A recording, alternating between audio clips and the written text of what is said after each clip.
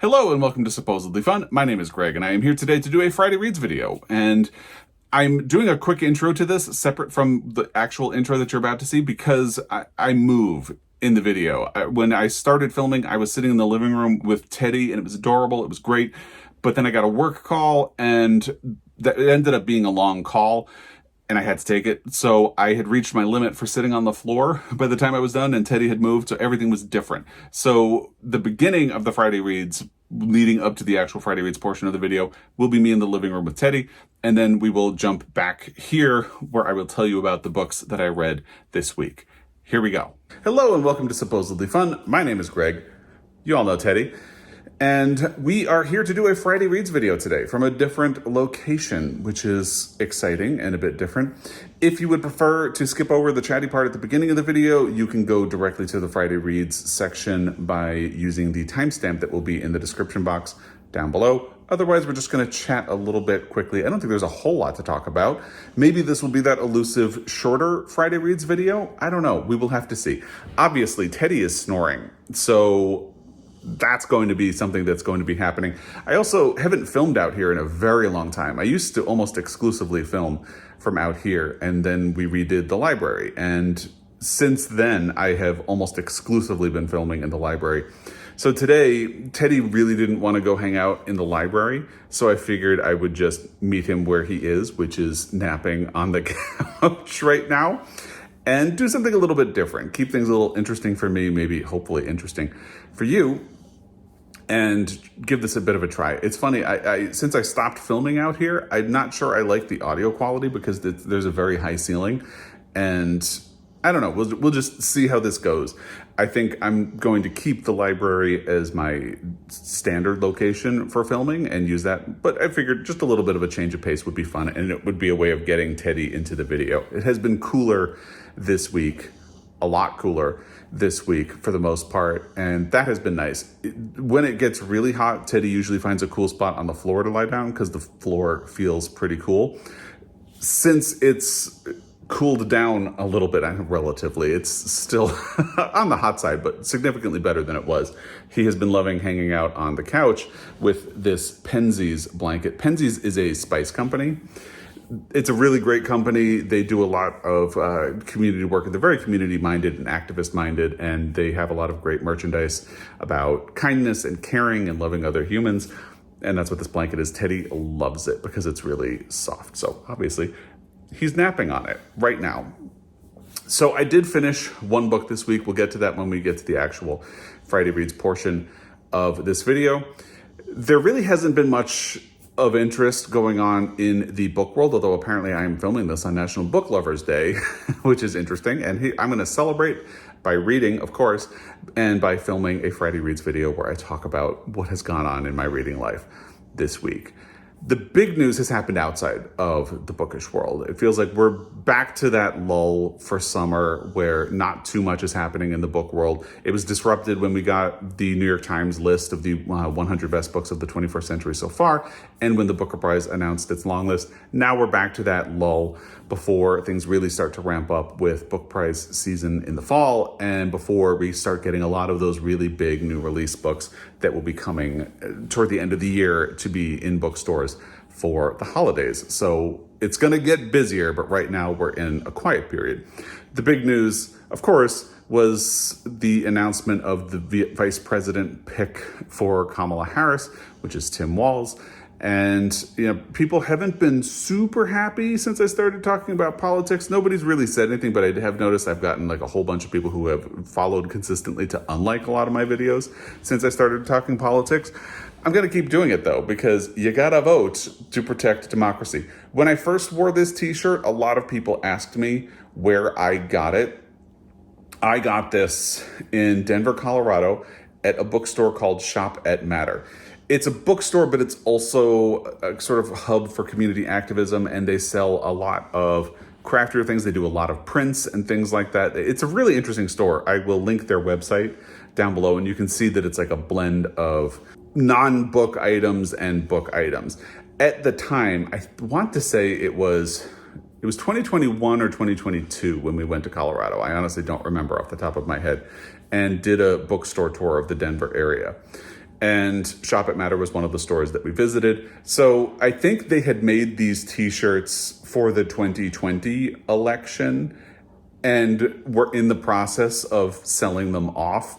And I happened to get the last one that was available in my size. I think there were only maybe 4 or 5 of the t-shirts left at that point. Anyway, I took a quick look on their website, and it does not look like they have repeated this design for this election, but that is where I got them, and it's a good bookstore to support, and I'm sure you could probably find a t-shirt like this out there somewhere. It has been really good hearing the excitement about the presidential ticket for Kamala Harris and Tim Walz. I really didn't know anything about him before he made it onto the ticket. So it's been really good getting to know him. I'm a big fan. Seems like it's hard to say that. I think the big thing to talk about there is just that this momentum and this excitement right now is fantastic. Love to see it. It does give me hope. The anxiety is not gone because it's still a long road until November, and we have to keep this excitement and momentum going until November because we need people to turn up and show up and vote. And in the meantime, make sure you are registered to vote. If you are registered to vote, definitely check your registration status. You can do so at the link that I will have in the description box down below, because weird things happen, usually in swing states or states that are going to be toss-ups or could be very close. So just make sure you are registered to vote and you're good to go. It really doesn't take a lot of time, so I would recommend that you do that. And we got to keep this momentum going. We got to keep this excitement going because I don't want to live in a fascist state, and I'm sure you don't either.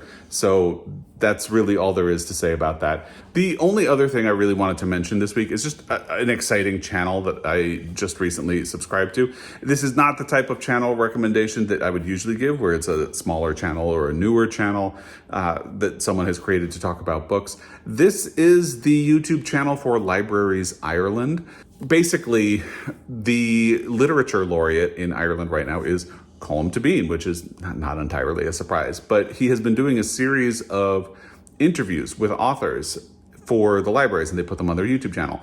And a couple of different people have pointed me at this channel for different videos. So that basically, a couple of different people got me there, but they pointed me there for specific interviews. And then I just happened to notice that they all came from the same place and decided to subscribe. The most recent video that they did was an interview between Colm Tóibín and Alan Murren about the book, The Coast Road. And I think one of the things that's so charming about these interviews is that Colm Tóibín clearly is delighted to talk about literature and the craft of literature with other people. And that is just wonderful to see. So there's an interview with Alan Murren about The Coast Road that has been done recently. There's an interview with Paul Murray for The Bee Sting, if that's more your thing. And one of the other videos that caught my eye and which had been recommended to me is that Colm Tóibín did an interview with a biographer of John McGahern, specifically about his first novel, John McGahern's first novel, which is The Barracks. That was really interesting to watch. So I'm going to link the channel down below. I think it's a really fun and interesting follow. I'm going to follow along and watch more of these videos. So I thought I would just throw it out there and let you know that it exists. It's wonderful, and maybe you want to check it out. And with that, we are back to me here in the library again. As I said at the very beginning of the video, what happened right after that is that I got a work call, even though I was trying to film this early in the morning before work would really get going. And by the time I got off the phone, I had reached my limit for sitting on the floor, and Teddy had moved, and just it didn't make sense to try to stay there anymore. I took it as a sign to move over here. Anyway, welcome to the Friday Reads portion of the video. I only managed to finish one book this week, and I am in the process of 2, and I've been taking my time with the other 2 books. We'll talk about that when we get to them. Let's start with the one that I actually finished, which was the second installment of the Country Girls trilogy, which is called The Lonely Girl by Edna O'Brien. I talked about this a lot in my last Friday Reads video because Edna O'Brien recently passed away. She is a legendary Irish writer because these books that comprise the Country Girls trilogy were banned in Ireland upon publication.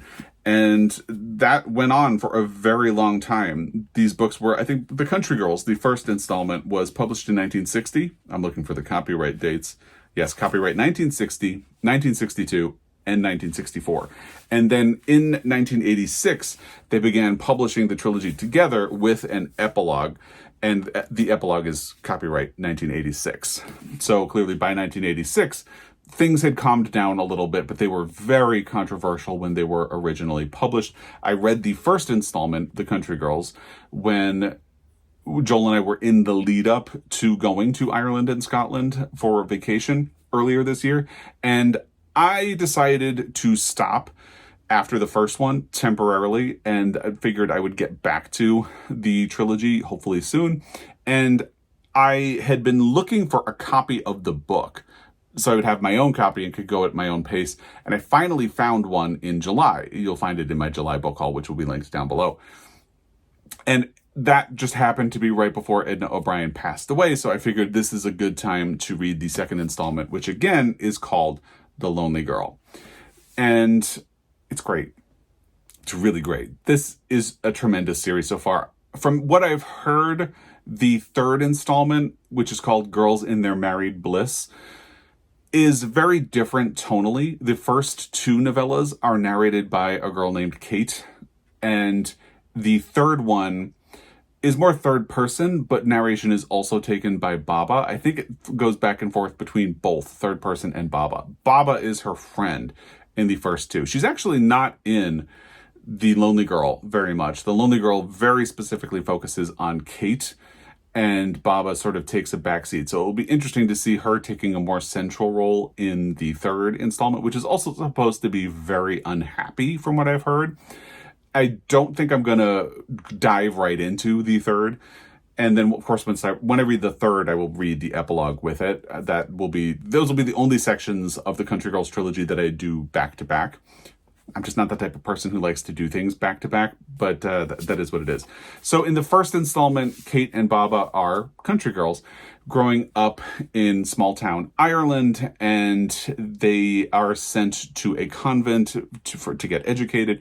And basically this series is about the lives of women in Ireland at a time when it was dominated by men, patriarchal, and dominated by religion that really shamed women in a lot of ways. And it's about trying to grow up and find out who you are and get what you want and do all of the normal things that come up along with growing up under a society that doesn't want to give you agency. And it's really well done. It does kind of feel like when The Country Girls was published in 1960, the ban was immediate. The controversy was immediate. So it does kind of feel like instead of backing away or calming down, Edna O'Brien kind of doubled down. And I respect that, because when the controversy erupted over The Country Girls, it's almost like she said, "Oh, you think that's bad? It gets worse." Because The Lonely Girl really dives in even harder into a lot of that. And part of that is the age. Kate is now 21, but she seems much younger than that. I had to keep reminding myself that she was 21, 22 by the end of the novella. And she just seems like someone who's more like 12 or 13. She's so insecure about the world. She doesn't trust things. She doesn't really know how to navigate things. And it's really fascinating. She falls into a relationship with a married man, and that creates tension between her and her family, where there was already tension between her and her family at that point. And there's a lot of censure about her relationship, and it's so interesting. But that's basically the premise. You pick up essentially where the Country Girls left off. Kate and Baba have left school. They are now living in Dublin. Kate is working at a grocery shop, and quickly in this installment, she meets the man that she's in a relationship, the central relationship that will become the focus of this novella. And it's really interesting to see the way it spins out. And I can't wait to finish the trilogy, but I definitely want to take a little bit of a break. This is so good. And all respect to Edna O'Brien. The writing is gorgeous and feels a bit unique. The characterization of Kate is so thorough, and it's always so interesting when you read about someone who is completely unlike yourself and yet you can find so many parallels. I think when I was 21 or 22, I probably had a lot in common with Kate. I was really insecure. I didn't know how to navigate the world. I had all of this anxiety about the way I wanted my life to be, the way I thought my life should be, and whether or not it was going to happen. So I can see someone reading this book and being like, what is going on with Kate? And I read it and I think, oh God, I fundamentally understand everything you are feeling and going through at this time. And I'm really looking forward to this. I'm so glad I got back to the Country Girls trilogy, and I'm looking forward to the third installment, even though, as I said, the third installment is supposed to be a little bit bleak. I don't know how bleak. I'm trying not to get spoilers for it. And the tone of it is different. It's been nice living in Kate's voice in the first two volumes of the trilogy, which are short. They're very novella-sized. The first one is, I think, somewhere in the vicinity of 200 pages, and the second one is just over 200 pages. Country Girls is under. It's 175 pages, and I think The Lonely Girl is like just over 200, something like 205, something like that. So very digestible. If you want to do the whole thing at once, you certainly can. I just don't really want to do that. So if you want to do the whole thing at once, it's 532 pages. Otherwise, it gets, divide it by 3 and then tack on that little epilogue at the end. So that was the only book that I have finished this week. I finished it on Monday and it's been slow going with my other reading. So on audio, I have been continuing to listen to The History of Sound, a story collection by Ben Shattuck. And the reason I haven't finished this, in fact, I am at exactly 50% of the way through the audio as of last night. The reason I'm going so slow is that I'm enjoying it so much. And because I'm enjoying it so much, I feel like I want to find time to listen to stories in their entirety. So the stories run anywhere from about 35 minutes to an hour, maybe even a little over an hour, because I think the next story in the collection is the one that's narrated by Nick Offerman, because there's a cast of people doing each story. And the next one is going to be Nick Offerman, because I heard his voice announcing the title of the story before I hit pause, and I got the thrill of excitement because I've been looking forward to his story. First, because somebody told me that it's their favorite story in the collection, and second, because it's Nick Offerman. Come on. But I've just really been savoring, and I've been trying to make sure I have the time to listen to the stories in their entirety. And that has been a bit of a challenge because I have been focusing on some other things. Joel was traveling, so I'm doing this sort of single parent thing while he's traveling, of making, at the end of the day, I have to make sure Teddy gets walked and gets some excitement, and then you get home, and then you kind of just want to sit down and watch something, or I've been reading physical books sometimes instead. So not really good audio time in the evening, which means I have to find time to do them during the day, and that has been a bit of a challenge. But mostly, I just am enjoying them, and I'm savoring them, and I'm trying not to rush my way through them, and that has been really good. I almost feel like once I get through slowly, I might look for a copy of the physical book, and I might read it again. I don't know. We'll see. I had the same instinct with Tin Man, although I did it opposite. For that, I read the physical book, and I've been thinking about doing the audio ever since. And I don't know if I will do those rereads this year, but I have that same instinct to want to read it again when I finish. And I think that really speaks to the quality of the book. Someone had actually said this in a comment on my last Friday reads, or I've lost track of which comments are on which videos, because it feels like there have been other people who have been reading this book along with me. Most of them have finished before me because they're getting through a lot faster than I am. But somebody commented and said that it made a comparison to the Northwoods. And I had actually already been thinking that. And to me, The History of Sound is a better version of the Northwoods, but I know there are a lot of people who like the Northwoods. I don't want to disparage the Northwoods. Or is it just Northwoods? I have it right here. Hey, hold on, let's find out. It's just Northwoods, not The Northwoods, by Daniel Mason. This was one of the biggest books of last year. And it's a good book. It kind of lost me a little bit, but I feel like they're doing sort of similar things. As if you're looking at stories of how time passes and the impact that we leave behind on a place or in a society, I like History of Sound better than I like Northwoods. Your mileage, may vary, especially since there are clearly a lot of people who enjoyed Northwoods more than I did. But I am feeling like all of the excitement and joy that people got out of Northwoods is what I'm getting out of History of Sound. And I was glad to see I'm not alone when somebody made that comment. So in the first story, you have two men who meet in 1916 or 1917. I think it's 1917. And they meet, they have a relationship, and then one of them goes to war, World War I. And when he gets back, he invites the man who was left behind. He had bad eyesight, so he didn't fight in the war, to go on a journey with him. They basically backpack around and record people singing folk songs, because recording technology was new at the time. And of course, they're having a relationship at the time. So the first story is that. Hi, Editing Greg is back on the couch with Teddy, who is taking a nap again, because I did a terrible job explaining how the stories in the History of Sound are linked, so I want to try again. Essentially, there are things in each story that connect to at least one other story in the collection. In one story, a painting might pop up, and then it might show up again in another story later on. In one story, someone is meticulously planting and planning an apple orchard, and then you see it pop up again in a different story, and the stories just kind of move back and forth in time in really interesting ways.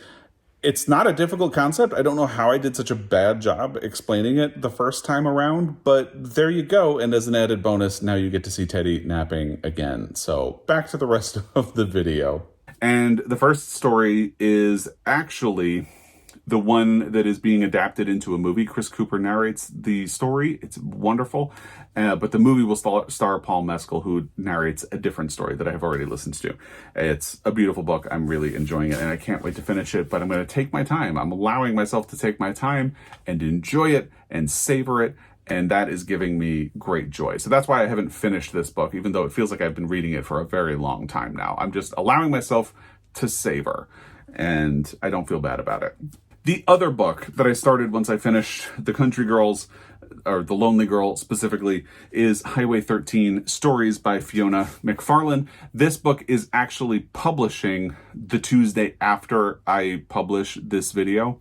So it will be released into the world, and I figured, well, that's pretty good timing. Why don't I just read this now? Because this is one of the books that I included in my most anticipated books for the rest of 2024, and FSG was kind enough to send me a finished copy of the book. So I have it, it's about to release, and I thought, I'm really interested in it anyway. This just feels like good timing. So why don't I jump in? And I think the reason I got off to such a slow start is that this is a story collection, again, linked stories, and they are linked because of a series of crimes that happen in an Australian town in the 1990s. Basically, there is a forest, and someone picks up hitchhikers or people who are hiking alone and is murdering them. So there's a sort of true crime aspect to this, but it's doing the true crime thing that I actually like, where it's really investigating the costs of crime on other people, the victims, the families, people who live in the town, and things like that. It's not really about the actual crimes. It's not lurid. It's not sensationalizing the killer or anything like that. And I really respond to that. So that's what sparked my interest. I will say, I had a hard time getting into the first story. The first story has a bit of a weird tone. It feels like it's trying for comedy. It's not quite landing. And it starts out sort of like an office comedy where you have the office workers who have been there for a long time and have formed a tight group, and you have this new woman who's a little bit daffy, they don't quite understand, who comes into the office environment, and a lot of the people are making fun of her, and you have this man who he lives near her. He's walked by her house with his dog. So he's trying to walk the line between, he doesn't want to be mean to her, but he also has all of these coworkers that he knows and is friends with, and he feels like he has to be sort of loyal to them. And so it starts out like an office comedy of manners, and then it takes a weird turn into the concept of murder tourism, which is that when you have a town where murders, like the notorious murders especially, happen, people come to the town looking for those connections and seek them out and want to feel like they're part of it or have connections to it. So it just felt like the beginning and the end of the story weren't like the first half of the story and where it goes didn't quite make sense. And I couldn't quite make sense of the relationship between the man at the center of the story and the woman who lives in his neighborhood. I never felt like the story gelled for me. And for that reason, I got off to a very slow start with this book. I think it really took me like 2 full days to get to the next story in it. And that's interesting because usually the standard operating procedure for a story collection is you start with a really strong story. And then if you have stories that are weaker, you sort of bury them in the middle. So by the time you get to the weaker story, you're already really invested in the book. And then you power through the weaker stories in the middle and get to the strong conclusion, or hopefully strong conclusion. So part of me was thinking, if that's the strong opening, I really genuinely don't know. Here's the thing, though. I finally did get to the second story.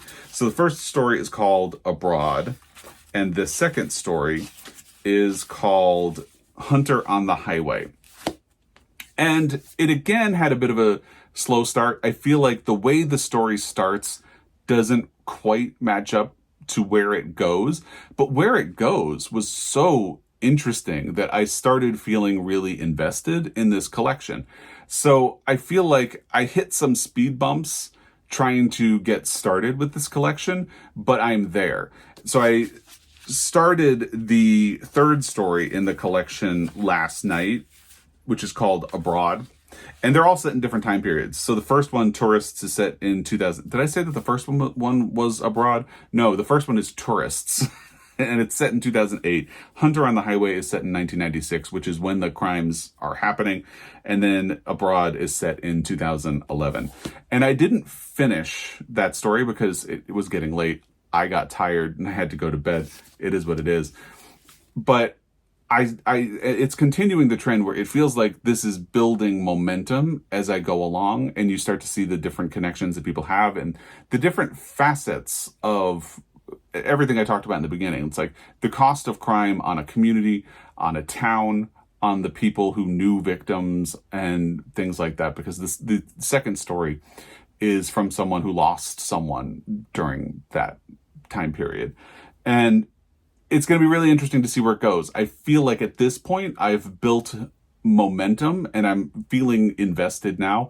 I definitely hit some speed bumps getting to that point when I first picked it up, but I'm looking forward to finishing and seeing where it ends up. I feel like I'm so far away from finishing a book at this point because, as I said, I'm only on the third story in Highway 13, which is it's like 70 pages into the book. So I have a ways to go. I clearly have a ways to go with the history of sound because I'm only 50% through as of last night.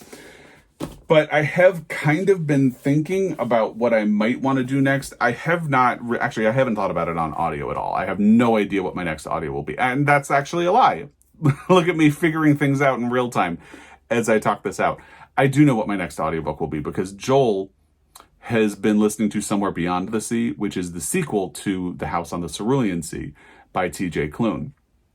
And because he's traveling for work, he is finishing it probably as I'm filming this because he's driving home.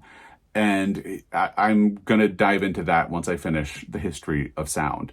And I'm really looking forward to that. So I actually do know what my next audiobook will be, most likely. I'm a mood reader, so I need to make sure I'm going to be in the mood for it when I'm done. I did consider if I would read This Is Happiness by Niall Williams instead of Highway 13, to the point where I actually sat down with both of them and read the first few pages. And even though maybe that's also how I ended up hitting some speed bumps with Highway 13, I felt more of a pull to This Is Happiness, but I allowed myself to go with Highway 13 because it is being published now and it felt very timely and of the moment. So that's probably even an element of where I just felt like I had a hard time getting off the ground. How many metaphors can I make for having a hard time getting going in a book? But that may have contributed. So as of right now, I feel like I'm gravitating toward This Is Happiness being the next book that I read in physical form. But we'll see what happens. Again, I'm a mood reader. So once I finish Highway 13, I'll see what kind of a mood I'm in. And I've really been enjoying spending time with Irish literature still, even after we have been back from Ireland and Scotland. And I've heard so many good things about this book at this point that I'm just excited to read it. And on top of that, Niall Williams has a book coming out that has connections to this one. I don't think you can call it a strict sequel, but it is set in the same town as This Is Happiness. So I kind of want to read this in anticipation of that next book. So this will probably be where I go next. And that's everything that has gone on this week. We'll see what happens next week. Will I finally finish The History of Sound? I don't know. I'm actually really loving taking my time going through something. That's something that I have been really trying to allow myself to do. Usually because you have a BookTube channel, or this is how I feel, at least with a BookTube channel. It feels like there's a bit of a pressure to go and rush and get through things quickly so you have things to talk about. And I'm trying not to do that in 2024. And so far, I think I have done okay. So that's what I've been up to. I'd love to hear what you've been up to in reading and loving and all of that stuff in the comment section down below. As always, I really appreciate your time, and I will be back. Until next time, happy reading.